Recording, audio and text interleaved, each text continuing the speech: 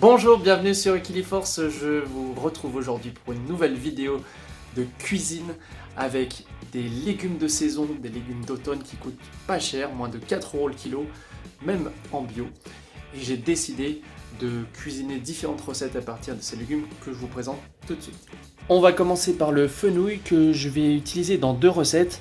Les bulbes, je vais les faire cuire dans une petite poêlée et les fans que vous voyez qui sont assez proches de l'ânette, eh bien je vais en faire un pesto. Le chou-fleur, ça va être ma crudité de cette vidéo, je vais tout simplement le râper à la machine, ça va être très rapide. Les choux de Bruxelles, je vais les mettre dans la poêlée avec le fenouil. Quant aux topinambours qui sont pour la première fois sur cette chaîne, eh bien je vais simplement les faire chauffer à la vapeur. Ça va être un moyen de les découvrir sans trop prendre de risques. Et en dessert, je vais réaliser une tarte avec ces quetchs que j'ai trouvés sur le marché. Je parle un petit peu organisation dans ce meal prep, ce batch cooking. On n'a pas tellement d'équivalent français, vous me dites si vous en connaissez. Moi, j'aime bien faire ce qui prend le plus de temps en premier, donc je vais réaliser la pâte sablée pour la tarte au quetch. Comme ça, elle ira un petit peu se reposer au frigo. Et après, je ferai cuire les choux de Bruxelles à la vapeur. Et ensuite, je m'occuperai des fenouils topinambours à la poêle pour finir par le chou-fleur râpé. Ça prend un instant. Et le pesto de fan, je le ferai aussi à la fin.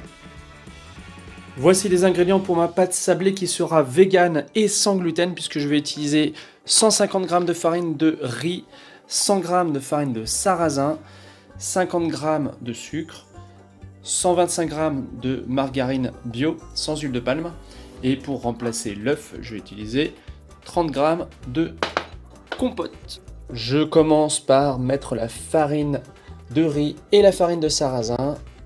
J'ajoute la margarine et je mixe.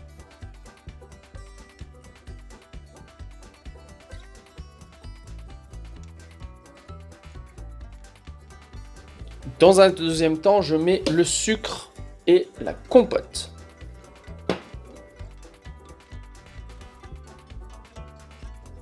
La texture fait penser au sable d'une plage mouillée. Je vais rajouter justement un petit peu d'eau, un quart de verre pour réaliser l'amalgame. Alors comme j'ai mis un tout petit peu trop d'eau, eh bien je vais rajouter de la farine de riz afin d'avoir quand même une pâte qui se tient bien. Voilà, c'est mieux comme ça.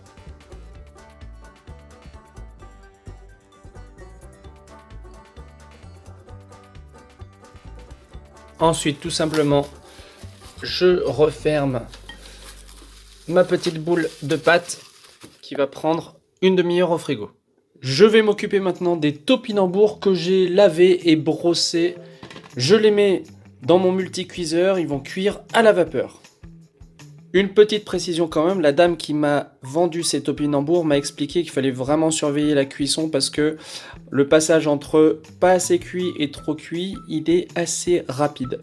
Ensuite, je vais m'occuper des choux de Bruxelles dont je vais enlever les premières feuilles.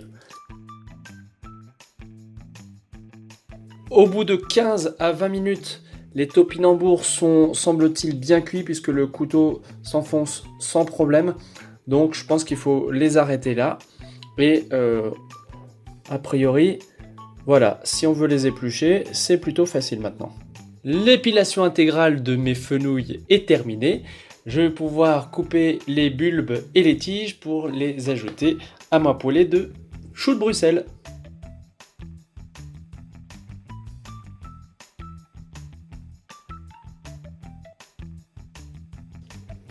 Finalement, je manque un petit peu de place dans ma poêle, donc je vais mettre les choux de Bruxelles dans le panier vapeur. Donc méthode traditionnelle, je mets une bonne dose d'huile d'olive et je vais faire chauffer tout cela pendant environ 15 minutes. En accompagnement, je vais faire du riz. C'est un mélange que j'ai trouvé dans un magasin en vrac à Vichy qui s'appelle L'Ingrédient. Je vais mettre de l'huile d'olive là aussi, bien remuer pour que le riz soit bien imbibé de cette huile. Et j'ajoute 500 ml d'eau pour 250 g de riz.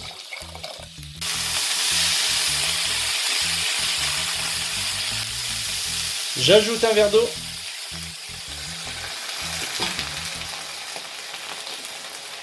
Et je couvre. J'en profite pour préparer ma tarte.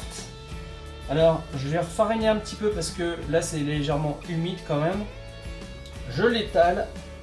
Déjà à la main, ça va faire une grosse partie du travail. Bon, ça me convient. Elle n'aura pas de bord, mais je pense que ça fera bien l'affaire. Je vais piquer le fond et ensuite ajouter le fond de compote qui me reste. J'ajoute les quetchs. Je vais napper avec un peu de confiture de figue. Je termine en mettant un petit peu d'amandes effilées. C'est parti pour environ une demi-heure à 180. Les fenouils ont plus braisé. Ils sont prêts. Le riz également est cuit. Quant aux choux de Bruxelles, la fourchette s'enfonce parfaitement, donc ils sont bons aussi. Maintenant, opération mixage de chou-fleur. Et enfin, je vais préparer le pesto à base de fan de fenouil. Je vais ajouter du tofu soyeux, 100 g, du jus de citron et un petit peu d'ail mariné. Sans oublier bien sûr un peu d'huile d'olive. Et voilà le résultat. Ce pesto pourra accompagner le fenouil, les topinambours, les choux de Bruxelles que nous avons préparés pendant cette vidéo. Et voilà ce que donne cette tarte au quetch au bout de 30 minutes de cuisson.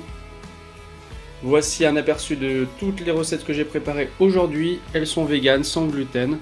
Et on a donc du cru avec le chou-fleur, de la sauce avec le pesto, et puis des légumes, des céréales, et enfin un bon dessert. J'espère que tout ça vous a plu. Dites-le moi en commentaire s'il vous plaît, parce que ça me fait toujours plaisir d'avoir votre avis.